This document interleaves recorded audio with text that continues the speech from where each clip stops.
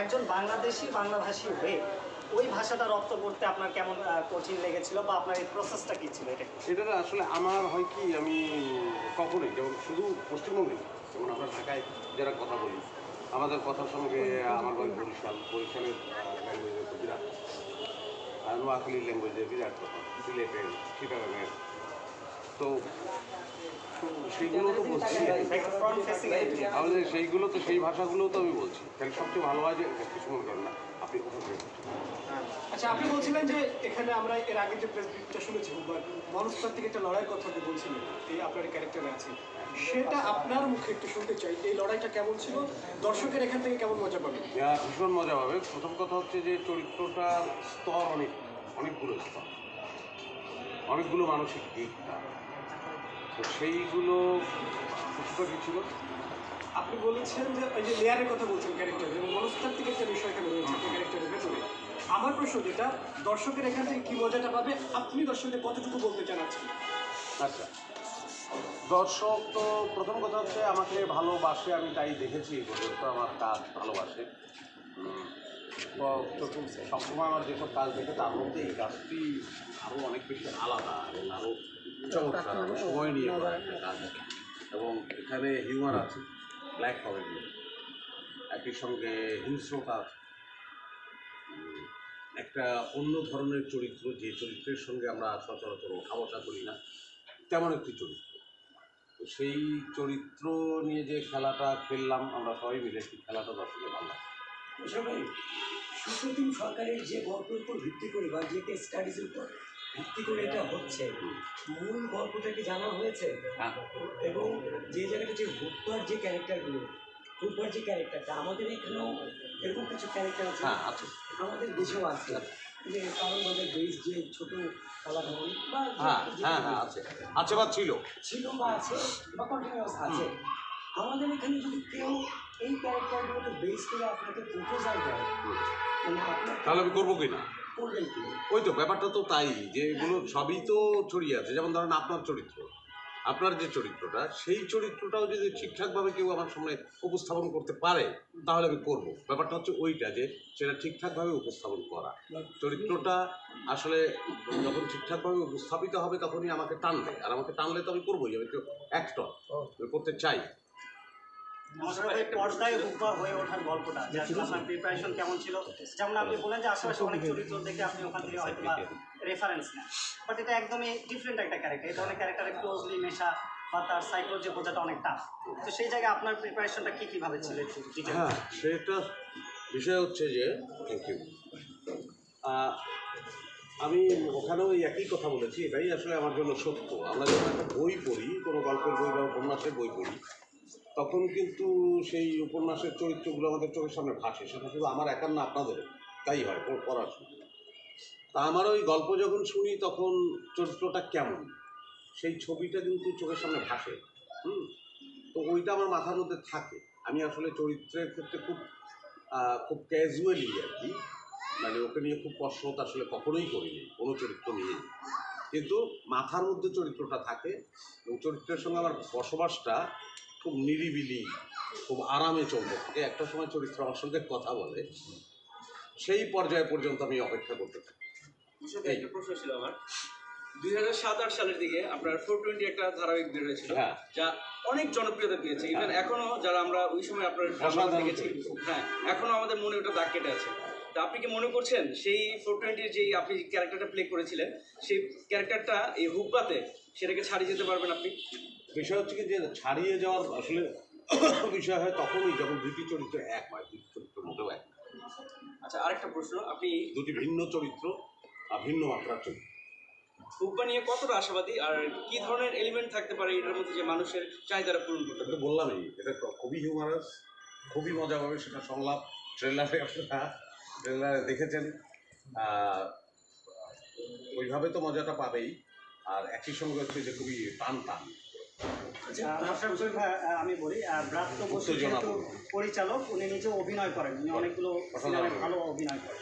তো এই জায়গায় আপনার কি একটু অভিনেতার জায়গাতে একটু ভীতি ছিল কিনা, যে আমার একজন ডিরেক্টরের কাছে আমি কাজ করছি যিনি নিজে অভিনয়টা ভালো জানেন?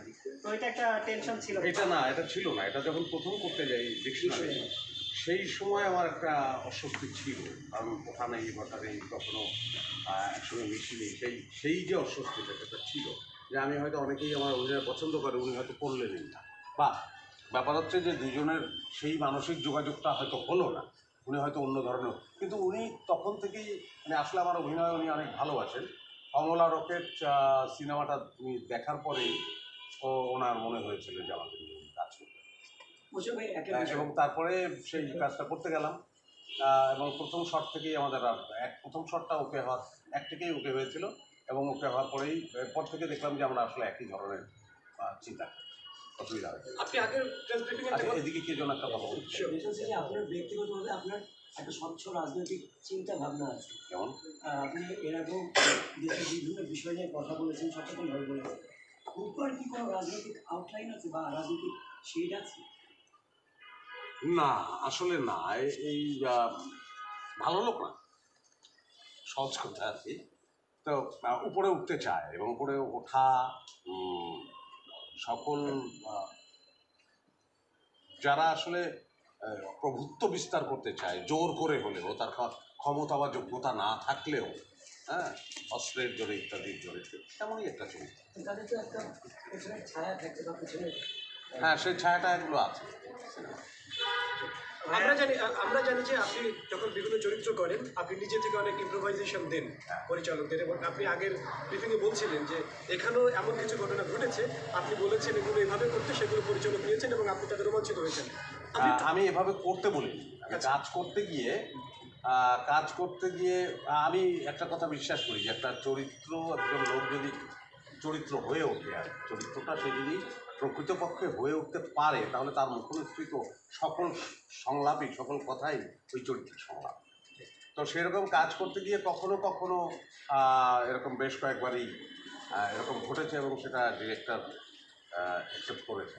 আমরা একটা উদাহরণ শুনতে চাই, খুব মানে স্পষ্টভাবে, মানে ক্লিয়ারভাবে, যে এটা ছিল, আপনি এটা বলেছেন, এটা হয়েছে, এরকম না, ওটা প্লাস করা হয়েছে, খুব বদলে দেওয়া হয়েছে এমন কিছু। সেটা একটু কেমন একটু ব্যাখ্যা করে। সেটা আসলে সিনেমা দেখার আগে বলা ঠিক হবে, ঠিক হবে না। আমার মনে হয় সিনেমাটা সবাই যে অনেক আর্টিস্ট রয়েছে আপনার, এবং ইন্দ্রনীল সেনগুপ্ত রয়েছে, খুবই গুরুত্বপূর্ণ একটা ক্যারেক্টার, এবং উনি বাংলাদেশেরও 2-3টি চলচ্চিত্রে কাজ করেছেন, দারুণ অভিনয়, এবং আপনি ওই পারে বাংলায় কাজ করছেন, তো ওনার সাথে কাজ করার অভিজ্ঞতাটা একটু ভালো, খুব সুন্দর। আমরা খুব ওনার সঙ্গে আমার একটা পোর্শনের তো অনেকখানি বেশ কয়েকদিন করলাম, এবং খুবই ভালো অভিজ্ঞতা, খুব সহযোগিতাপূর্ণ, এবং আসলে শুধু ইন্দ্রনার কথাই বলবো না, গোটা টিমটাই আসলে খুব মনোযোগ দিয়ে কাজ করেছে, খুবই মনোযোগ। এবং আমার কখনোই মনে হয়, আমি তো একমাত্র ওনারটা দেখছি, আমার কখনোই মনে হয় নাই যে আমি আলাদা কেউ, আমরা সবাই খুব এক হয়ে কাজ করি। হ্যাঁ, হুবার ক্যারেক্টারটা অনেক ব্রুটাল, যেমন ওই যে পৈতে কেটে দেওয়ার একটা ব্যাপার আছে, যে পৈতের সুতার স্টাইলে উনি কেটে দেন, ওই স্টাইলে সে তার অপারেশনগুলোতে ওই কাজ নাকি করতেন। এই ভায়োলেন্সের সিনগুলো আপনার জন্য কেমন ছিল অভিজ্ঞতা? আছে, কিছুটা আছে, সে ট্রেলারও দেখা যায় বোধ হয় আপনার। এটা শুটিং এর এক্সপেরিয়েন্সটা একটু জানতে চাচ্ছি, মানে ওই সিনগুলো, ব্রুটাল সিনগুলো, কারণ আপনাকে সাধারণত তো ওই ধরনের চরিত্রে দেখা যায় হ্যাঁ, না। আর আমাদের সাধারণত তো বেশিরভাগই আমরা নাটক করি, সেটা তো আর আসলে এত সম্ভব না। সেটা খুব প্রফেশনালি করা হয়েছে। ওইটার একটা ফাইট ডিরেক্টর সম্ভবত সে ছিলেন, মুম্বাই ছিলেন, তো সেই রকম প্রফেশনাল ওয়েতেই করা হয়েছে। প্রথম তোমরা দেখলাম যে বন্দুকের গুলি যেটা, সেটা একদম জেনুইন সাউন্ড, এবং ওই আগুন টাগুন বেরোয় সেই পিস্তল দিয়ে, খুব প্রথম খুব ভয় লাগে। তারপর তো ব্যাপারের মধ্যে ঢুকে যাওয়া। বাংলাদেশেও কাজ করেছেন অনেকগুলো চলচ্চিত্রে, কলকাতা ওপার বাংলাতেও করেছেন, পার্থক্যটা এই দুই জায়গায় যে পার্থক্য, যে টেকনিক্যাল বিষয়গুলো এই থেকে শুরু প্রশ্নটা করে সবাই করে আমার কাছে। এই প্রশ্নটার উত্তর আমি ওখানেও দিয়েছি, এখানেও দিচ্ছি। আমার কাছে যেটা মনে হয়, পার্থক্যটা আমরা যখন এদেশ ওদেশ এপার ওপার এইভাবে পার্থক্য নিরূপণ করি, তা কিন্তু না। পার্থক্যটা হচ্ছে আমাদের এখানেই তো দুইজন ডিরেক্টরের দুই খরচ। আমি এখানকার অনেক ডিরেক্টরের সঙ্গে কাজ করেছি, একজন এক এক ধরনের, দেখা গেল দুইজন দুই ধরনেরই চমৎকার। একজন খুব একটা গোছালো তাকে মনে হয় না, হ্যাঁ, কিন্তু কাজ শেষে দেখা যায় যে সে আসলে অসাধারণ কাজ করে। আরেকজন দেখা যায় যে খুব গুছিয়ে কাজ করছে, যে খুব ডিসিপ্লিন, নানান ধরন থাকতে পারে। সো ডিরেক্টর টু ডিরেক্টরই তো খুব ভ্যারি করছে কাজের ধরন। ওখানেও নিশ্চয়ই তাই, একজন ডিরেক্টরের যেমন সৃজিৎ মুখার্জির কাজ এক ধরনের, প্রাপ্ত বসুর এক ধরনের, আমরা কৌশিক গাঙ্গুলির কথা বলি যদি, তার কাজ নিশ্চয়ই আর এক ধরনের, জিনিসের তো আলাদা আলাদা। তো সেই ক্ষেত্রে ওইভাবে তো আমি বলতে পারবো না যে ওদের কাজের, কারণ ওদের কাজের মধ্যেই তো অনেক রকম আছে, আবার আমাদের কাজের মধ্যেও তো অনেক রকম আছে, সো মুশকিল বলা।